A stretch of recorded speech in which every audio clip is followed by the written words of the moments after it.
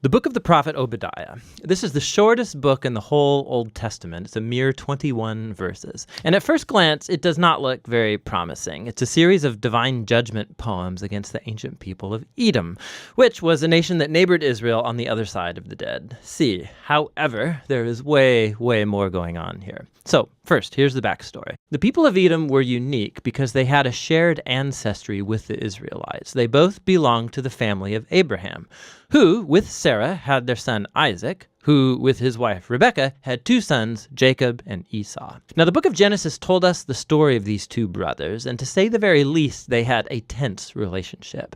They each later received the names Israel and Edom, which eventually became the name of the families that descended from them. And these families replayed the same difficult relationship of their ancestors. Israel and Edom had enormous tensions throughout the centuries, but they still shared that family bond. And it's that bond that was betrayed and shattered in the tragic events of Jerusalem's fall to Babylon. So when Israel was invaded and conquered by Babylon, the people of Edom took advantage by plundering other Israelite cities and then capturing and even killing Israelite refugees. Now, in other prophetic books, God held Israel's neighbors accountable for this kind of violence. And so here, Obadiah does the same for Edom. The short book has two halves. The first part is a series of accusations against the leaders of Edom, specifically for their pride and self-exaltation.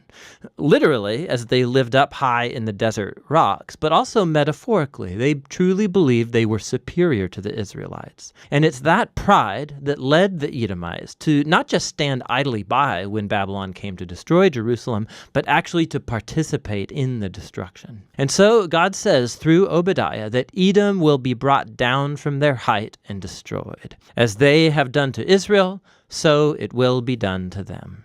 Now, right when you think you're going to hear more about how Edom will meet its doom, the topic suddenly shifts in verse 15. We hear this: "The day of the Lord is near against all nations." Now, why do we all of a sudden shift from Edom now to all nations?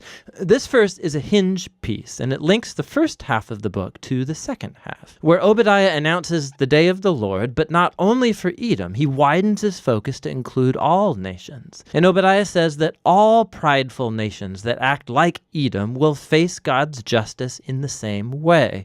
They'll fall from their prideful heights and come to ruin. Now, the combination of these two sections, one about Edom, the other about all nations, shows us why Obadiah was so interested in this tiny southern neighbor of Israel. Obadiah sees Edom's pride and fall as an example, an image of how God will one day confront the pride of all nations and bring about their fall too. It's hardly coincidental that in Hebrew, the word Edom, or Edom, is spelled with the exact same letters as the word humanity, or in Hebrew, Adam. In Obadiah, Edom's rise and fall is a parable of how God's justice will one day oppose pride and violence among all nations in the day of the Lord. But as in all the prophets, God's judgment is never his final word.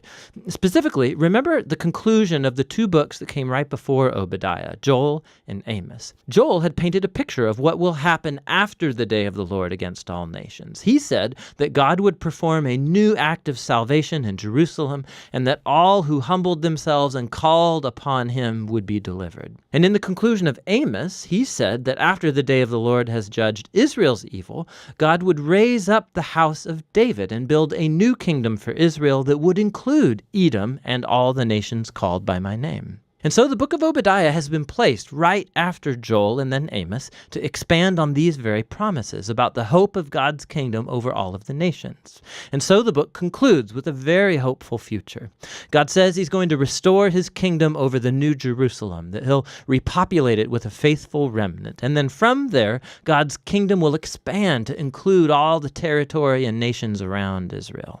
And so this little book contributes to the larger portrait of God's justice and faithfulness that we're seeing in the prophets. The ancient pride and betrayal of the people of Edom becomes an example of the greater human condition, all of the ways that we betray and hurt each other in God's good world. But there's hope, Obadiah says. Edom's downfall points to the day when God will deal with evil in our world, but also bring his healing kingdom of peace over all the nations. And that's what the book of Obadiah is all about.